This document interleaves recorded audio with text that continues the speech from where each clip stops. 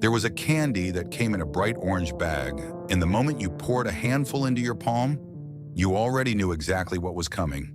Not soft, not chewy, a thin shell of milk chocolate that cracked clean, and underneath it, that unmistakable crunch. Crispy, layered peanut butter all the way through. One bite was never enough.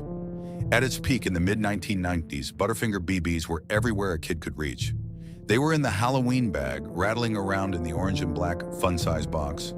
They were at the movie theater concession stand, sold in a carton you tipped straight into your mouth in the dark. They were on the checkout shelf at every Kroger, every Safeway, every Winn-Dixie from Maine to California. Right next to the register, right at eye level, right where you grab them without thinking twice. Bart Simpson told you nobody better lay a finger on them. And for a decade, that felt true. Then somewhere around 2006, the shelf was empty. No announcement, no farewell, no last bag to hold on to. Just gone. How does a candy that an entire generation grew up eating simply vanish while the bar it came from is still sitting on that same shelf today? This is that story. To understand where Butterfinger BBs came from, you have to go back to a corporate conference room in the early 1990s and to a company that had just spent a lot of money buying a brand it was determined to make bigger. Nestle acquired the Butterfinger name in 1990 as part of a larger deal that handed the Swiss food giant a portfolio of classic American candy brands, including Baby Ruth and Bit-O-Honey. The acquisition cost Nestle roughly $2.5 billion, one of the largest candy deals in American history at that point. And the moment the ink dried, the pressure began. Nestle had not paid that price to simply maintain what already existed. They needed growth. They needed new products. They needed Butterfinger to be more than a single candy bar sitting in a wrapper on a peg hook. The original Butterfinger bar had been around since 1923. It was invented by the Curtis Candy Company in Chicago, the same company behind Baby Ruth, and it had survived decades of ownership changes, reformulations, and shifting American tastes on the strength of one thing nobody had ever successfully copied: that filling. Layers of crispy, flaked peanut butter candy built up like pastry coated in chocolate. Not smooth peanut butter, not the soft center you got in a Reese's cup. Something that shattered when you bit into it, something that stuck to your back teeth in the best possible way. The Curtis slogan had called it crispity, crunchity, peanut buttery. And that phrase, as corny as it sounds today, was a precise technical description of what made the bar unlike anything else in the candy aisle. By 1990, that bar was already a proven commodity, but it was a single format, one size, one shape, one occasion. You bought it, you unwrapped it, you ate it alone. Nestlé's product team looked at what was happening in the broader candy market and saw an obvious gap. Reese's Pieces had been on shelves since 1978, and after their starring role alongside E.T. in 1982, they had become a permanent fixture in American candy culture. Small, poppable, shareable, the kind of candy you poured into a bowl at a party or passed around a movie theater row. M&M's had owned that format for decades, and both of them were built around peanut butter and chocolate. The same core flavor combination that Butterfinger had always claimed as its own territory. The question someone asked in that product development meeting, and it was the right question, was simple. Why did Butterfinger only exist in one form? The bar was beloved. The flavor was distinctive. But you couldn't share it easily. You couldn't pour it. You couldn't tip it into your mouth from a carton in the dark of a movie theater. You had to unwrap it, break it, hand pieces to someone, and the filling crumbled everywhere the moment you tried. What if that filling came in a small, round, self-contained piece, coated in chocolate, bite-sized, ready to pour? The engineering challenge was real. The crunch of a Butterfinger bar comes from a specific manufacturing process. The peanut butter mixture is pulled and layered until it creates that distinctive flake texture, almost like a very dense honeycomb. Reproducing that structure inside a small sphere, one no bigger than a large marble, required the production team to essentially miniaturize a process that had been designed for a 2-inch wide candy bar. The chocolate shell had to be thin enough that it cracked immediately on contact, thick enough to protect the filling during shipping and shelf life. The whole piece had to hold together through a bag toss across the room, but surrender instantly to a single bite. They got it right. When the first production runs came off the line, the piece delivered exactly what the concept promised. The chocolate cracked, the filling crunched. It tasted like a Butterfinger, compressed, concentrated, in a form you could eat 6 of in 30 seconds without thinking about it. They called it BBs, small, round, and the name had the right feel. Quick, percussive, a little dangerous sounding, like something you'd fire from a toy gun, which was exactly the kind of thing a 10-year-old in 1992 would find appealing. And there was already a plan in place for exactly how to reach that 10-year-old. Nestle had been building a relationship with a television show that, by 1992, had become the most talked about program in American households. A show about a cartoon family in a fictional American town. A show whose oldest son had already appeared in Butterfinger bar advertising, telling the world in that flat, unimpressed voice of his that nobody better lay a finger on his Butterfinger.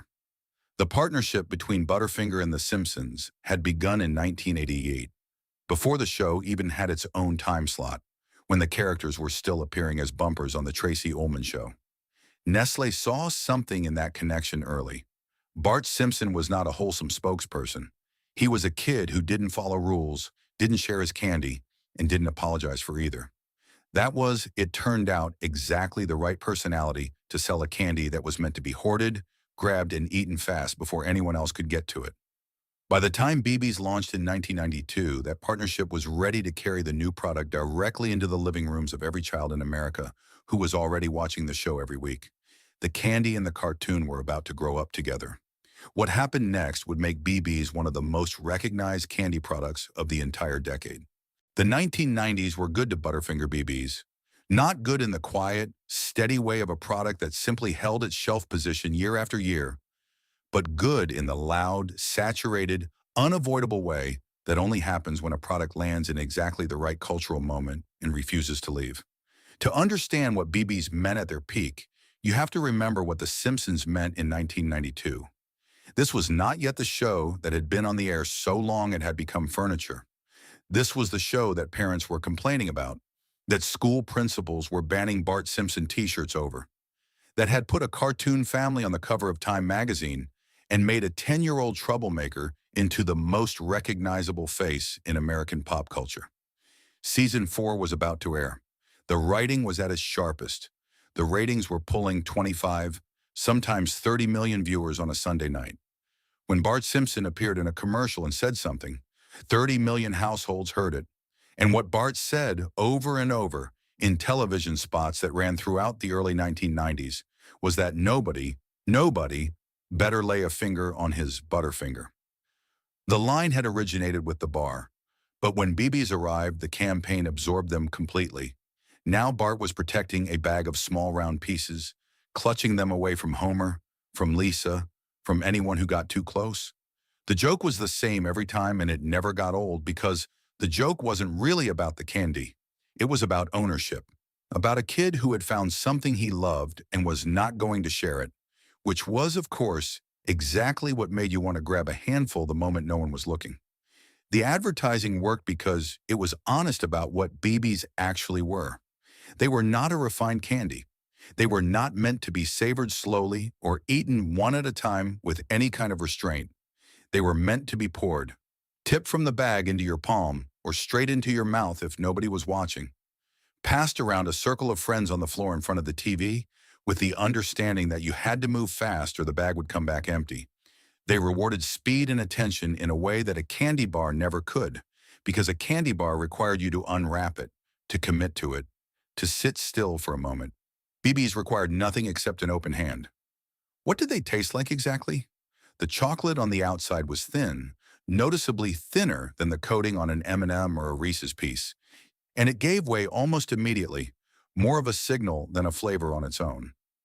What it was signaling was the crunch underneath, that filling, the same layered flake peanut butter center that had been making Butterfinger bars distinctive since 1923, compressed now into a piece the size of a large marble, and it hit your back teeth with a texture that was genuinely unlike anything else in the bagged candy aisle.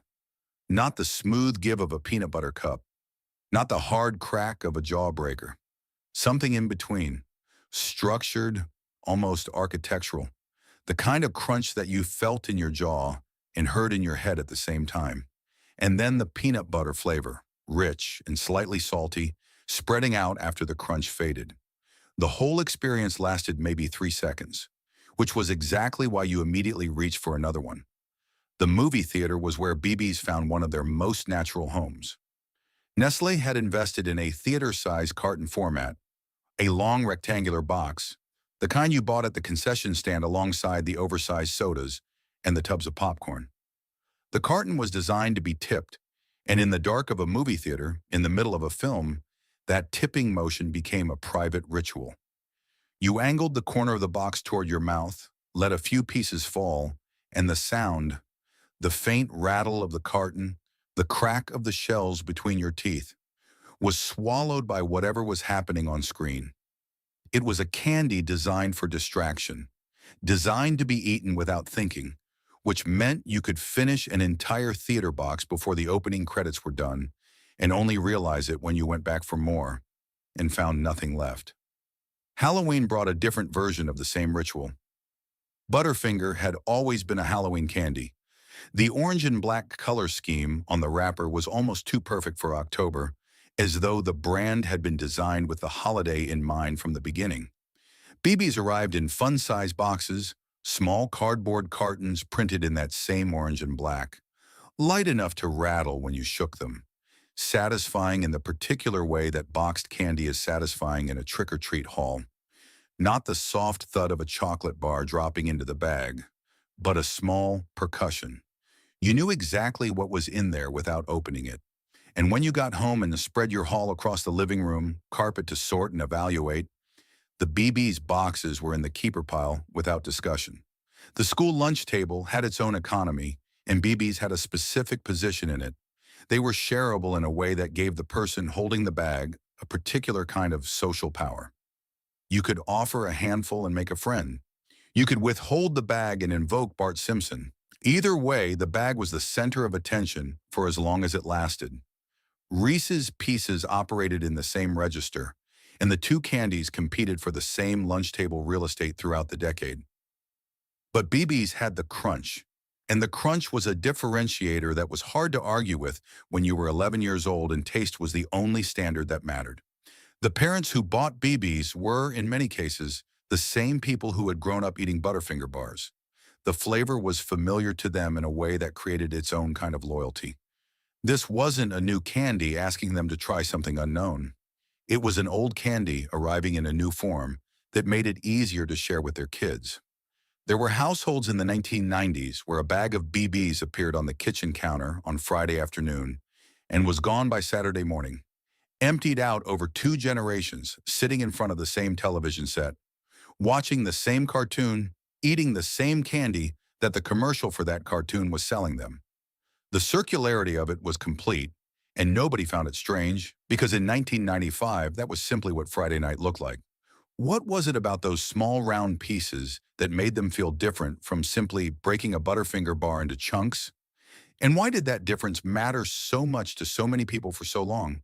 The answer, if there is one, probably lives somewhere in the ritual rather than the recipe. The bar was a solo experience. BB's were a shared one. And in the decade when The Simpsons was the common language of American childhood, a candy that traveled in a bag and rewarded the fast and the bold felt exactly right. The peak lasted longer than most people remember. Through 1993, through 1995, through 1997, BB's held their shelf position, held their cultural presence, held their place in the candy aisle alongside the giants. But sometime in the late 1990s, something began to shift. Not loudly, not in any way that a shopper reaching for the orange bag on a Tuesday afternoon would have noticed, but in the places where these decisions get made, in the marketing budgets, in the retailer negotiations, in the internal portfolio reviews. The first quiet questions were starting to be asked about what exactly Butterfinger BBs were worth holding on to. Butterfinger BBs did not begin as a regional test. There was no quiet rollout in a handful of markets, no cautious year of watching sales data before committing to a national launch. When Nestlé brought BBs to market in 1992, they came out swinging. National distribution from day one, riding the full weight of the Nestlé sales infrastructure that was already moving Butterfinger bars, Baby Ruth, Crunch, and Kit Kat into every major grocery chain in the country. That was the advantage of launching inside a conglomerate with existing retailer relationships. You did not have to earn your shelf space the slow way. You walked in with it already negotiated. The chains that took BBs on were the same chains that defined American grocery shopping in the early 1990s. Kroger, Safeway, Winn-Dixie, A&P, Albertsons. These were the stores where the majority of American families did their weekly shopping. Stores with long candy aisles, with checkout line impulse displays, with seasonal end caps that could be loaded with orange and black Butterfinger packaging every October without anyone having to think twice about it. BBs fit naturally into every one of those placement opportunities. They came in a resealable sharing bag that belonged in the candy aisle. They came in a fun-size Halloween box that belonged on the seasonal end cap. They came in a theater-sized carton that belonged at the concession stand. Nestlé had built a product with multiple package formats from the start, and each format opened a different door into a different retail channel. The convenience store play was equally important. In the early 1990s, the American convenience store was still one of the primary candy purchasing environments for anyone under the age of 18. Gas stations with attached stores, 7-Elevens, regional chains like Wawa and Casey's and Circle K. These were the places where kids with $1 in their pocket made candy decisions without parental input. Butterfinger bar had always had a presence there. BBs slid into the same cooler-adjacent peg hooks and countertop displays.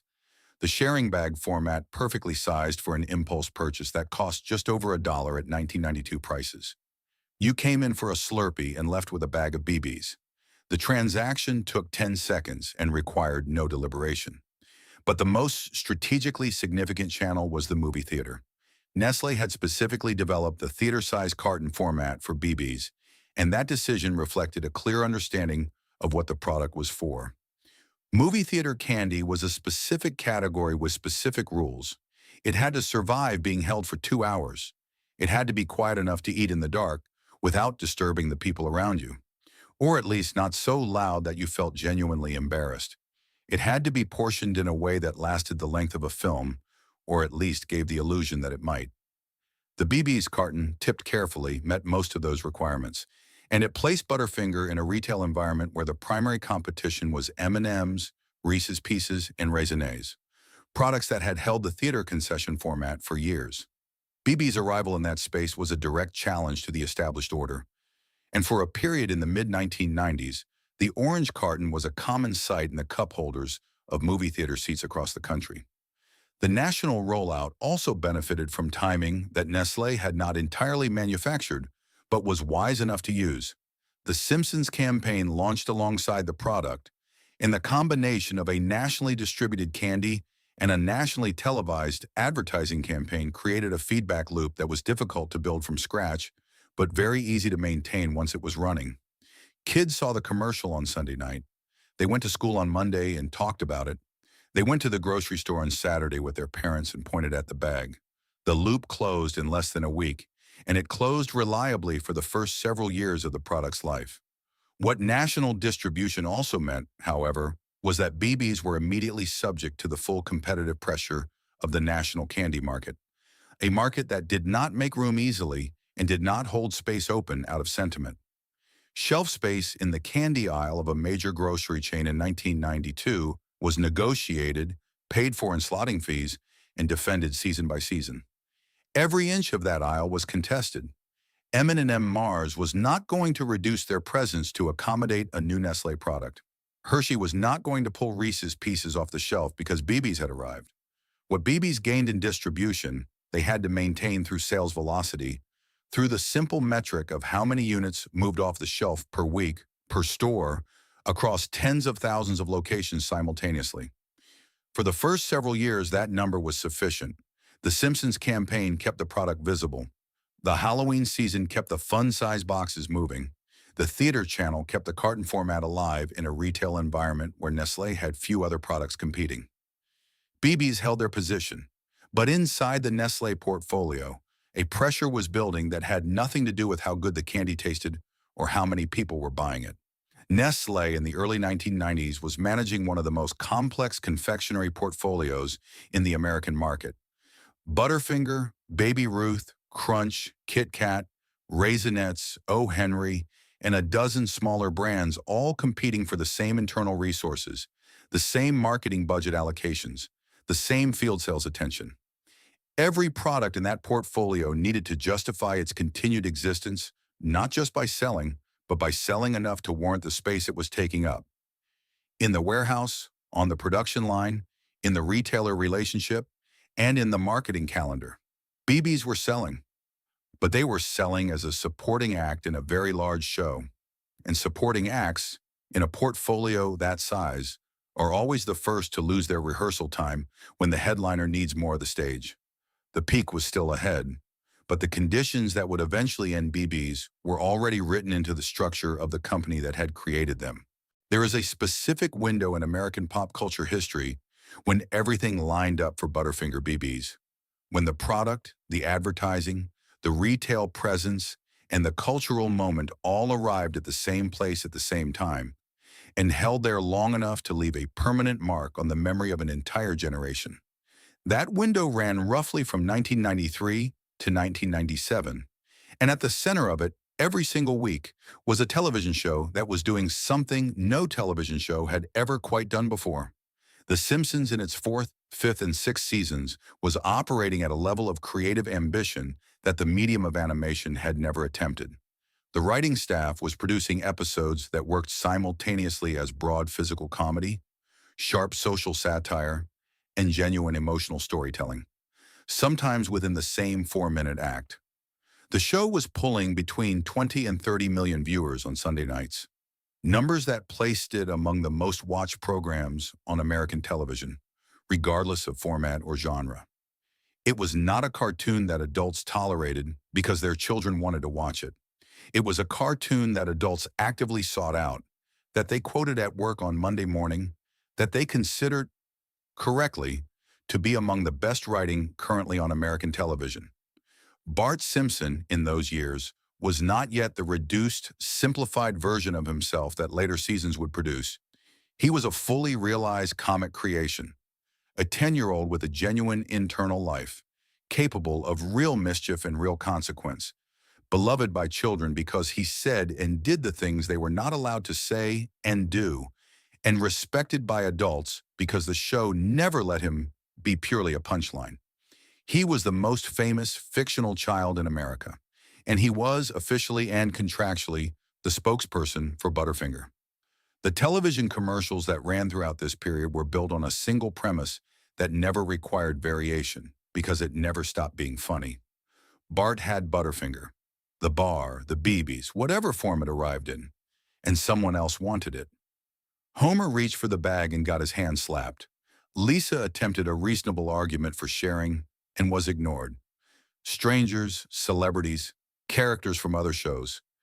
Everyone who approached Bart's Butterfinger supply received the same response, delivered in that flat suburban drawl that an entire generation could reproduce on command. Nobody better lay a finger on my Butterfinger. The line had existed before BB's. But something about the bite-sized format made it resonate differently. A candy bar you could hide in a wrapper, slip into a pocket, keep to yourself in a straightforward way. BB's came in a bag that rattled, a bag that announced its own presence, a bag that was inherently social because of its size and format. And yet the joke was that Bart would not share them under any circumstances. The comedy and the product reinforced each other in a way that felt genuinely organic rather than manufactured. You watched the commercial and understood immediately that these were a candy worth protecting. At the grocery store, BB's had achieved the kind of shelf presence that marketing teams spend years trying to engineer and mostly fail to sustain. The orange bag was bright enough to read from the end of the aisle. The Butterfinger branding was familiar enough that it required no explanation. The BB's sub-brand was distinctive enough that it had developed its own loyal consumer base separate from the bar. People who bought BB's specifically, not as a substitute for the bar, but as a different product with a different occasion and a different set of rituals attached to it. That kind of brand extension success, where the sub-product develops independent loyalty rather than simply borrowing from the parent, is rarer than it appears. Reese's Pieces had achieved it. Now BB's had achieved it. The households where BB's were a regular purchase had developed routines around them that had nothing to do with the advertising. A bag that appeared on the kitchen counter on Friday afternoon, a bowl set out during the Super Bowl, a box tucked into the trick-or-treat distribution pile every October without anyone having to make a conscious decision about it. It was simply what went in there, because it had always gone in there, because the orange and black color scheme made it feel like BB's had been designed specifically for that holiday, and that holiday had been designed specifically for BB's. Parents who had grown up eating Butterfinger bars were now buying BB's for their children. This was the generational transmission that product marketers dream about and rarely achieve cleanly. Not just brand loyalty passing from one generation to the next, but a product format that worked for both generations simultaneously. The parent recognized the flavor from childhood. The child had no memory of the bar and experienced BB's as their own discovery. The same orange bag meant something different to each of them and something shared to both of them. That overlap, in a family sitting on the same couch watching the same show on a Sunday night, was the purest expression of what the product had become by the middle of the decade. When a candy bar and a cartoon character grow up together in the same decade, what happens to the candy when the cartoon moves on? In 1990, the advertising partnership between Nestlé and The Simpsons came to an end. The contract expired, the renewal did not happen, and Bart Simpson stopped appearing in Butterfinger commercials. For the bar, this was manageable. The bar had 60 years of brand recognition behind it and did not require Bart to explain what it was or why someone should buy it. For BB's, the situation was categorically different. BB's had been introduced to the American public alongside Bart. Their peak years of cultural visibility had been his peak years of cultural dominance. The two had grown up together in exactly the way the question implied. And now the cartoon was moving on, entering its middle seasons, losing some of the cultural urgency that had made it unmissable in the early 1990s. The candy had no equivalent transition plan. There was no new campaign waiting to replace the old one. There was no new identity being constructed to carry BB's forward into the next decade. There was just the shelf, and the shelf, it turned out, had a long memory for which products were still being supported and which ones had simply stopped showing up. The shopper who reached for a bag of Butterfinger BB's in 1999 had no reason to think anything was wrong. The bag was still there. The price was still reasonable. The candy inside still tasted exactly the way it always had. Nothing on the outside of that transaction announced that the product was in trouble, because from the outside, it wasn't. BB's were still selling. They were still on the shelf. They were still moving through checkout lines in grocery stores across the country, still appearing in Halloween distribution, still sitting in the theater concession stand carton format that had been part of their identity since launch.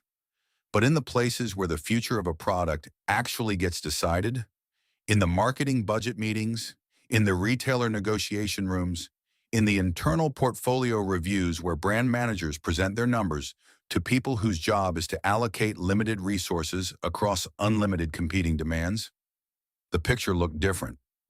And the cracks that were forming in those rooms in the late 1990s would take several years to reach the surface, which made them more dangerous, not less.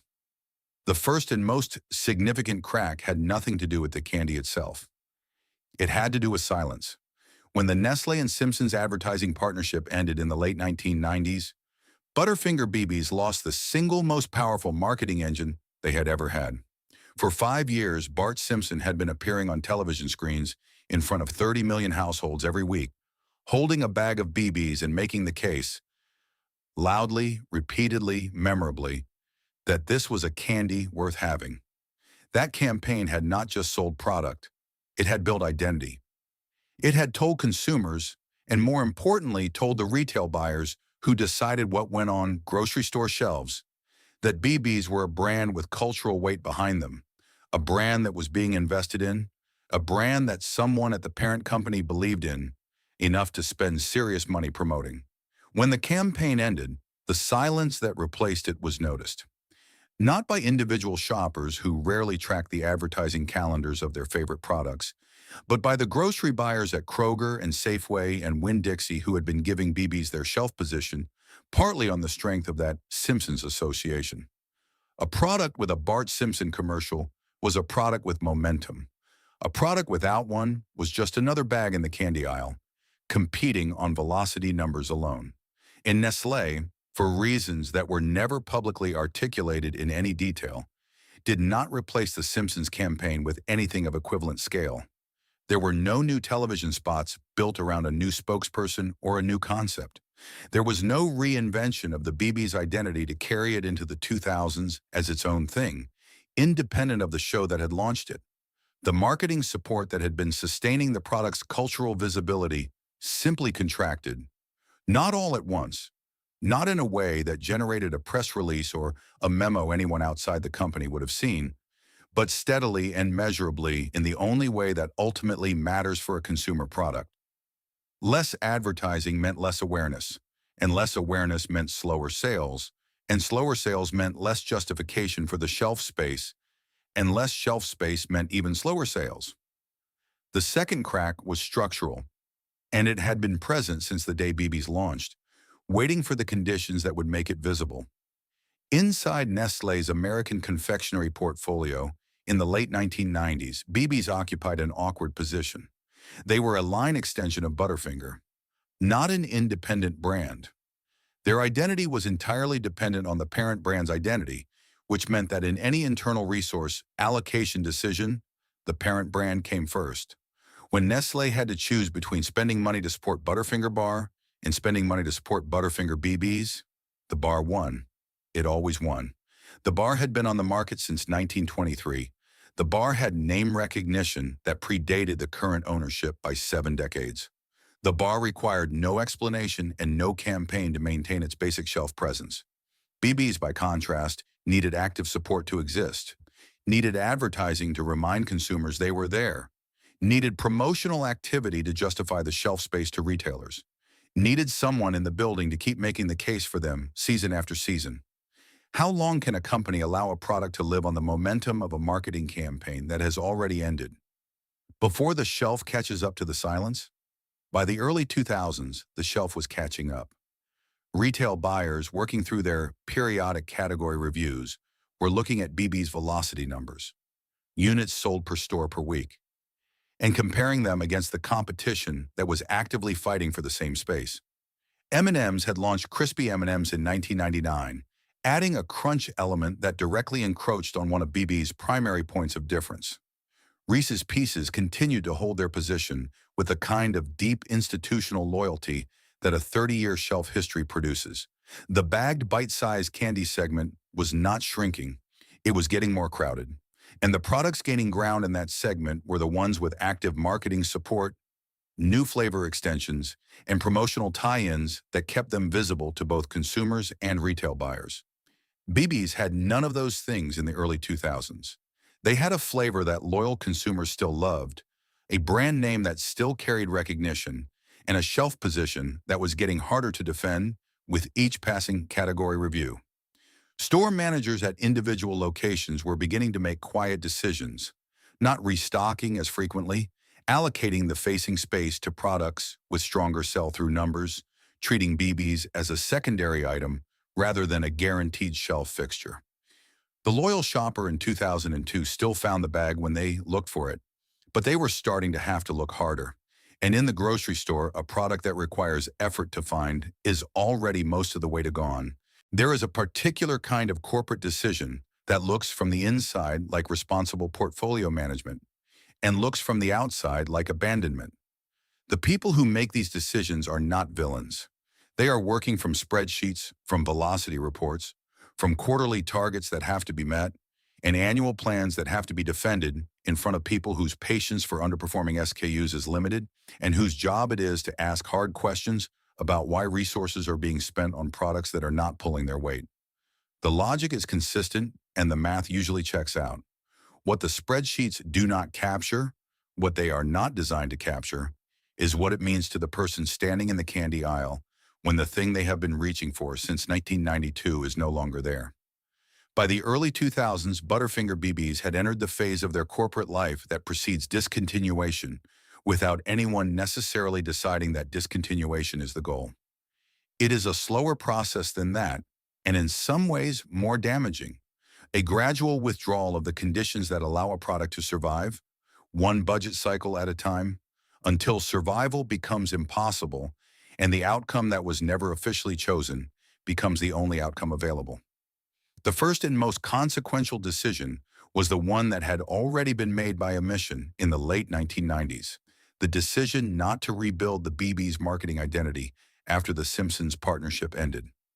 This was not recorded anywhere as a formal choice to let the product decline.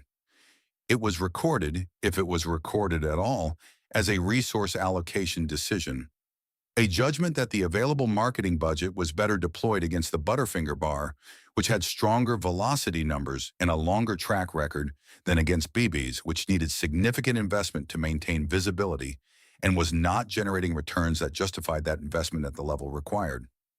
The circular logic of that decision was invisible to the people making it, but would have been immediately apparent to anyone watching from outside. BB's needed marketing support to maintain sales velocity. Without sales velocity, they could not justify marketing support. The conclusion: reduce the support, watch the velocity fall, use the falling velocity to justify further support reduction, was not a strategy. It was a mechanism. And once it engaged, it was very difficult to reverse because each step in the sequence produced data that validated the next step.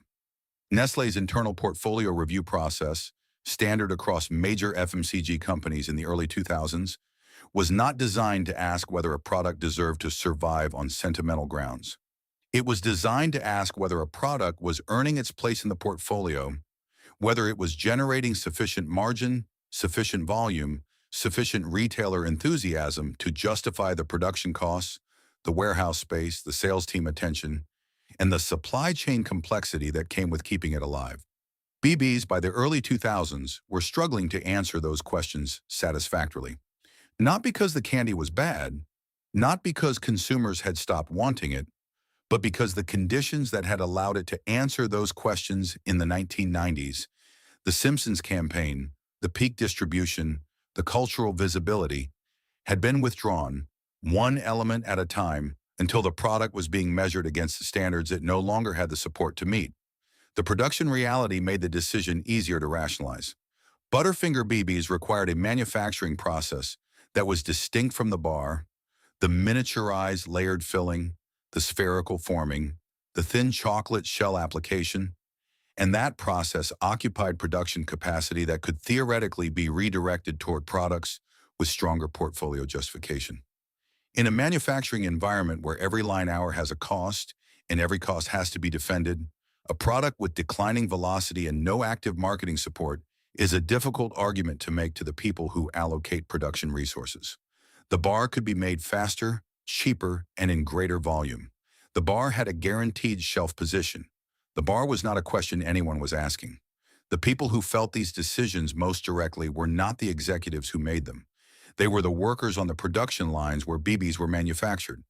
Employees whose shifts and job security were tied to the continued operation of equipment that was, quietly, being scheduled less frequently and maintained with less urgency as the years passed.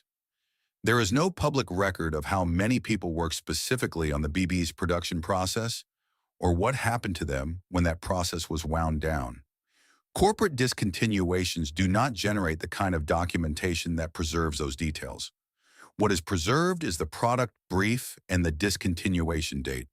The people behind the product brief are a different kind of record, kept in a different kind of place. And who exactly was supposed to tell the people who loved this product that it was leaving before it was already gone? The retailers were getting the message before the consumers were. Grocery buyers at major chains working through their 2004 and 2005 category reviews were seeing BB's slot into the lower tier of their candy aisle performance rankings. Not at the bottom, not a product that was obviously failing, but not a product that any retailer felt urgency to protect or promote. The promotional support that had historically accompanied the product's Halloween season push had thinned. The display materials that had once made BBs visible at the end of caps and in checkout line impulse positions were no longer arriving with the same regularity. Retailers respond to these signals the way water responds to gravity. They flow toward the products that are being actively supported and away from the ones that are not. Shelf facings were quietly reduced. Reorder quantities were adjusted downward. The product remained technically available, but it was occupying less and less physical and psychological space in the stores that carried it. Consumers noticed in the way that loyal consumers always notice before they understand what they are noticing. The bag was harder to find at one store, so you checked another. The theater carton was no longer in the concession display, so you assumed it was temporarily out of stock. The Halloween boxes were in the seasonal aisle one October, and the following October you looked and they were not there, and you made a mental note to check again next year. The discontinuation of a beloved product rarely announces itself cleanly. It arrives through a series of small absences that each have a plausible, innocent explanation, until one day the pattern of small absences becomes undeniable, and the explanation is no longer innocent. Somewhere in 2005 or 2006, the exact date was never publicly confirmed with the precision that loyal consumers deserved. The last production run of Butterfinger BBs came off the line. No press release, no farewell packaging, no acknowledgement that something was ending. Just the last bag sealed and shipped, making its way through the distribution chain toward a shelf where it would eventually sell through and not be replaced. The shelf had been given its instructions. It just hadn't told anyone yet. The first sign was not a headline. It was not an announcement on the Nestlé website or a notice from the grocery store or a segment on the evening news. It was a hand reaching for a familiar spot on a familiar shelf and finding nothing there. That was how most people found out. Not from the company, from the shelf itself. For some shoppers, the realization came in the candy aisle of their regular grocery store sometime in 2006. For others, it had been coming for months. The occasional stock out that resolved itself. The missing theater carton at the concession stand that you assumed was a supply issue. The Halloween boxes that seemed harder to find that October than they had been the year before. The disappearance of Butterfinger BBs did not happen on a single day. It happened the way most things that matter happen. Gradually, then all at once. With no clear line between the gradual part and the all-at-once part that you could point to afterward and say, that was the moment. What made it particularly disorienting for loyal consumers was the absence of any explanation from the brand. Nestlé did not issue a discontinuation statement when BBs left the market. There was no press release, no farewell campaign, no limited edition final run with commemorative packaging that at least acknowledged the product's history and said goodbye with some dignity. The silence was total. A product that had been in American grocery stores for 14 years, that had been marketed on national television for 5 of those years alongside the most recognizable cartoon character in American pop culture, that had accumulated a genuinely loyal consumer base across 2 generations. That product simply stopped being available, and the company that made it offered no public accounting of why. The consumers who noticed first were the ones who bought BBs regularly enough to track their absence across multiple shopping trips. They checked a second store, then a third. They asked the stock clerk, who checked the system and said it wasn't showing as on order. They drove to a different grocery chain and found the same empty slot where the orange bag had always been.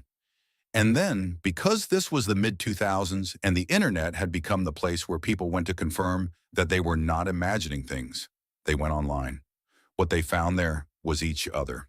The early online communities where BB's grief collected were not the polished nostalgia platforms that exist today. They were message boards, forum threads, the comment sections of food blogs that had mentioned the product in passing, people typing variations of the same question. Does anyone know if Butterfinger BBs are discontinued? And finding, in the responses, a recognition that was almost more painful than the loss itself. Because what the responses confirmed was not just that the product was gone. They confirmed that dozens, then hundreds, then thousands of people had been conducting the same quiet search, checking the same empty shelves, asking the same unanswered questions, and arriving at the same conclusion with no official confirmation to anchor it. Nestlé, when they eventually addressed the discontinuation, and it took time before any statement appeared in any public forum, offered a characteristically brief and unsatisfying explanation. Insufficient sales. The product had not generated the volume required to sustain continued production.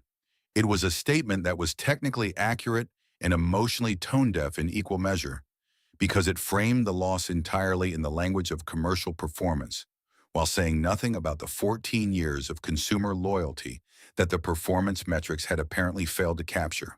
Insufficient sales, as though the tens of thousands of people who had been buying BBs regularly were simply not enough people, as though loyalty, if it does not scale to the size required by a multinational portfolio review, does not count. The eBay listings appeared almost immediately. New old stock, sealed bags and cartons of BBs that had survived in gas station back rooms and convenience store stockrooms and the forgotten corners of grocery warehouse shelves, surfaced online within months of the product's confirmed disappearance. And the prices they commanded told you everything you needed to know about the distance between Nestlé's assessment of BB's commercial value and the assessment held by the people who had actually loved them. Bags that had retailed for $1.50 were selling for $8, $10, $15. A sealed theater carton was a collector's item. The market for a discontinued candy had materialized overnight, as it always does when something beloved disappears without warning, and the prices in that market were a direct rebuttal to the insufficient sales rationale. A reminder that demand and distribution are not the same thing, and that a product can be genuinely wanted by a genuine community of consumers while simultaneously failing to meet the volume thresholds of a global confectionery conglomerate. The Facebook groups came later as the platform grew into the primary gathering place for exactly the demographic that had grown up eating BBs in the 1990s.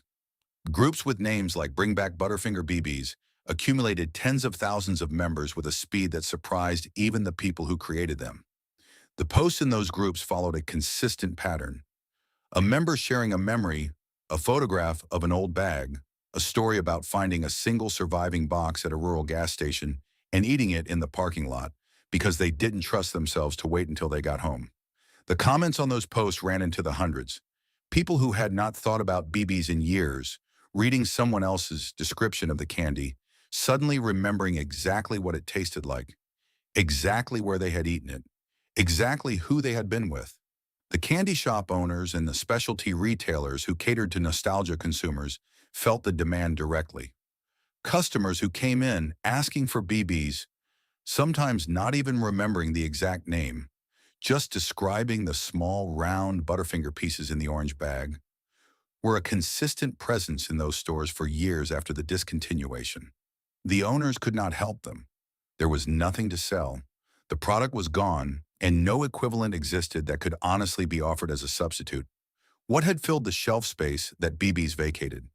The answer was both predictable and quietly insulting to anyone who had loved the product. The space went to whatever the grocery buyer's planogram assigned it to, which meant more facings for M&M's extensions, more space for Reese's products, more room for the private label options that had been quietly gaining ground throughout the early 2000s. The candy aisle did not mourn the absence of BBs. It simply closed the gap, the way water closes over a stone that has been dropped into it, and within a season there was no physical evidence on the shelf that the orange bag had ever been there. The factory workers who had run the production lines, the regional sales representatives who had carried the product into retailer meetings, the grocery buyers who had given BBs their shelf position, based partly on a relationship and partly on a belief that the product was worth supporting. These were the people who experienced the end of BBs not as a consumer loss, but as a professional one. Their stories were not recorded anywhere. They did not appear in the food industry trade press or in the corporate communications that marked the product's passing. They simply absorbed the change, the way people in manufacturing and distribution always absorbed these changes, and moved on to whatever came next. The last bag of Butterfinger BBs was purchased by someone who did not know it was the last bag. That is almost always how it goes. There is no ceremony for the final transaction, no acknowledgement that what is changing hands is not just a candy, but the end of something. The register printed a receipt. The bag went into a pocket or a purse or the backseat of a car. The candy was eaten, probably quickly, probably without full appreciation of what it was. The way you eat a thing when you believe there will always be more of it. There would not be more of it. The shelf was empty, and this time nobody was coming to fill it. 3 years after Butterfinger BBs disappeared from American shelves, Nestle introduced a product called Butterfinger Bites. The name was close enough that longtime BB's consumers noticed immediately, and the concept was familiar enough that the same consumers allowed themselves briefly to hope. Small pieces, chocolate coating, that peanut butter crunch center. On paper, Butterfinger Bites was everything BB's had been. It was not everything BB's had been. The difference was not subtle to the people who had spent years looking for a replacement. The shape was wrong, not spherical but irregular, closer to a miniature version of the bar than to the round, self-contained pieces that had defined the BB's experience. The chocolate shell sat differently. The ratio of coating to filling felt different. The way the piece broke when you bit into it was different. These are the kinds of distinctions that sound precious when described in words and feel completely obvious when experienced in the mouth, and the consumers who had been waiting 3 years for something to replace BB's experienced them as a verdict rather than a quibble. Bites were not bad. They were simply not the thing that had been taken away. And the absence of the thing that had been taken away was not a problem that a slightly different version of that thing could solve. The online communities that had formed around the memory of BB's received Butterfinger Bites with a mixture of cautious welcome and immediate disappointment that played out across forum threads and Facebook group posts with the specific emotional texture of someone trying to be fair about a thing they already know they don't like. People gave Bites a genuine chance. They bought multiple bags. They compared notes. They agreed almost universally that Bites were a reasonable product that bore no meaningful relationship to what had been lost. The petitions calling for the return of the original BBs continued after Bites launched, which was the clearest possible signal that the successor product had not addressed the actual demand. Nestle's ownership of the Butterfinger brand continued until 2018, and in those 12 years between the launch of Bites and the brand's next change of hands, there was no serious public movement within the company toward reviving BBs in their original form. The Bites product represented Nestle's answer to the question of what to do with the demonstrated consumer demand for bite-sized Butterfinger pieces, and having provided that answer, the company considered the matter resolved.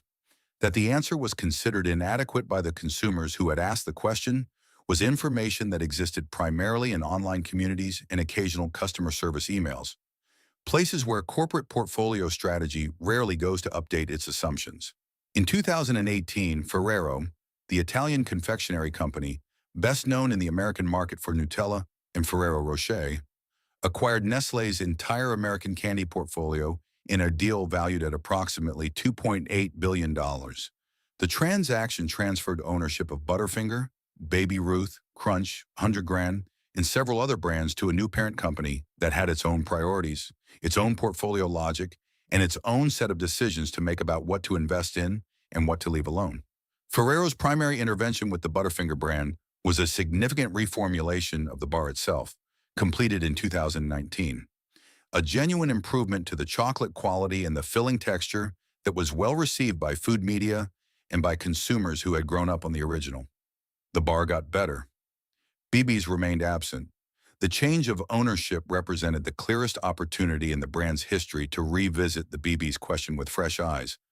A new parent company, unburdened by the specific internal politics and budget decisions that had led to the original discontinuation, looking at the Butterfinger franchise and deciding what it should be. Ferrero did not take that opportunity. Whether the decision was based on production complexity, portfolio priorities, or simply a lack of awareness of how persistently and specifically the demand for BBs had been maintained by consumers across nearly 15 years, the outcome was the same. The orange bag did not return. What does it say about how we value things? That a candy with tens of thousands of people actively petitioning for its return still sits unrevived, while the corporation that owns the name has simply moved on to other priorities? The broader industry lesson written into the BB story is one that the food industry has absorbed imperfectly and applied inconsistently. The lesson is this: a product built around a single marketing partnership is a product with a structural vulnerability that no amount of consumer loyalty can fully compensate for. When the Simpsons campaign ended, BBs had no independent identity to fall back on, no mascot of their own, no slogan that belonged specifically to them rather than to the parent bar, no cultural association that survived the end of the contract. They were Bart's candy. When Bart moved on, they had to become something else, and no one at Nestlé built the something else in time. The contrast with products that survive similar pressures is instructive. Reese's Pieces had been E.T.'s candy since 1982, and when the film's cultural moment faded, the product had been on shelves long enough and had generated sufficient independent loyalty that it survived the transition without visible damage. M&M's had weathered dozens of cultural shifts across 50 years by continuously reinventing their marketing identity while keeping the product itself consistent. BB's had neither the longevity nor the reinvention. They had Bart, and then they had silence, and the silence was fatal. The communities of consumers who still remember BB's today, who still post about them in nostalgia groups, who still occasionally email Ferrero to ask about revival, who still describe the candy to people who never tasted it with a specificity and an emotion that does not diminish with time. These communities represent something that the commercial logic of portfolio management is poorly equipped to measure. They represent a product that did its job completely. That created a taste memory strong enough to survive 15 years of absence. That built a ritual, the bag, the pour, the crunch, the Bart Simpson commercial playing in the background, that lodged itself permanently in the experience of a generation. A product that does that is not a product that failed. It is a product that was failed. The shelf moved on. The memory did not. There was an orange bag. It was bright enough to find from the end of the aisle without looking for it. The kind of color that registers before you have consciously decided to pay attention. You picked it up and it had weight to it, a satisfying density. And when you shook it, you could hear the pieces shifting against each other inside, a dry, rattling sound that was its own form of promise. You tore it open along the top, and the smell hit you before the first piece reached your hand. Chocolate, peanut butter, warm and slightly sweet, the specific combination that the Butterfinger name had been delivering since 1923, but concentrated now into something smaller, more immediate, more available than a bar wrapped in a wrapper that you had to commit to unwrapping. You poured a handful. The pieces were round and smooth in your palm, the chocolate shell catching the light with a faint sheen. You put one in your mouth, and for a fraction of a second there was just the chocolate, thin, present, doing its job. And then the shell gave way and the crunch arrived. Not the crunch of a chip, not the crunch of a cookie, the specific crunch of Butterfinger's layered peanut butter filling, compressed into a piece the size of a marble, structured and architectural and gone in 3 seconds, leaving behind a richness that spread slowly and stayed longer than the piece itself had lasted. You reached for another one before the first one had fully faded. That was the design. That was always the design. Bart Simpson was saying something on the television in the background. It didn't matter what. Nothing about that moment required your full attention except the bag in your hand and the television in front of you and the particular safety of being exactly where you were, with nothing required of you yet. Those 3 seconds of crunch were not a small thing. They were, for a specific generation of Americans, one of the most precisely remembered sensory experiences of an entire decade. The people who ate Butterfinger BBs between 1992 and 2006 do not remember them vaguely. They remember them exactly. The weight of the bag, the rattle of the pieces, the thinness of the chocolate shell, the way the filling broke, the way the peanut butter flavor arrived after the crunch subsided. They remember where they were eating them. They remember who was with them. They remember what was on television. Sensory memory of that specificity does not accumulate around things that did not matter.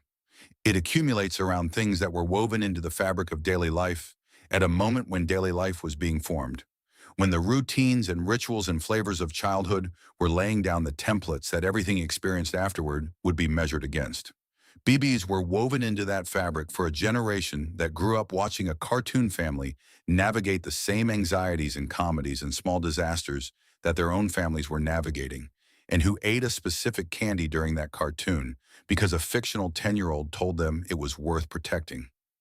That is not a trivial cultural connection. That is the kind of connection that turns a food product into a memory, and a memory into something that people carry forward into adulthood and describe to their children with more emotion than the subject seems, on the surface, to warrant. The subject warrants exactly that emotion. The emotion is the point. What BB's provided that no replacement has honestly offered was not a flavor. Butterfinger bites are close enough in flavor that the difference, described on paper, sounds minor. What BB's provided was a form, a specific shape, a specific size, a specific ratio of shell to filling, that created a specific experience of eating, and that experience was inseparable from the decade and the show and the living room floor and the Halloween bag and the movie theater darkness in which it was first encountered. You cannot reverse engineer a ritual by reproducing the ingredients. You can only reproduce the ingredients and hope that someone who was never part of the original ritual finds something worth starting a new one around. That is what Butterfinger Bites asked consumers to do. And the consumers who remembered BBs were not in a position to do it because the original ritual was already complete and already gone, and the ingredients alone were not enough. The factory workers who ran the production lines that made BBs, the sales representatives who carried the product into grocery buyer meetings, the truck drivers who moved the pallets through the distribution chain, the stock clerks who loaded the orange bags onto the shelf. These people built something that outlasted the production line, outlasted the contract, outlasted the corporate ownership. They built a taste that a generation still reaches for when it reaches into memory. That work deserves to be named as what it was, the construction of something real and specific and irreplaceable, made by people whose names were never on the packaging and whose contribution to the culture of American candy was never formally acknowledged and does not require formal acknowledgement to be true. Somewhere tonight, someone is describing the taste of BBs to a person who never had them. They are searching for the right words, trying to explain the crunch, the thinness of the shell, the way the peanut butter flavor arrived after the piece was already gone, and finding that the words are inadequate, the way words are always inadequate for sensory memory, the way you can describe a taste perfectly and still not transfer the experience of it to someone who was not there. The person listening understands from the way it is being described that something specific and unrepeatable was here, that it mattered to the person describing it in a way that goes beyond preference or habit, that its absence is a real absence, not a sentimental one.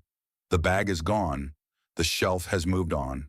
The cartoon that introduced them to 30 million households is still on the air, older now, its earliest seasons more than 30 years behind it. But the crunch is still there, in the memory of everyone who heard it, exact and specific and completely intact, waiting with the particular patience of things that were genuinely loved for someone to decide it was worth bringing back. Nobody has decided that yet.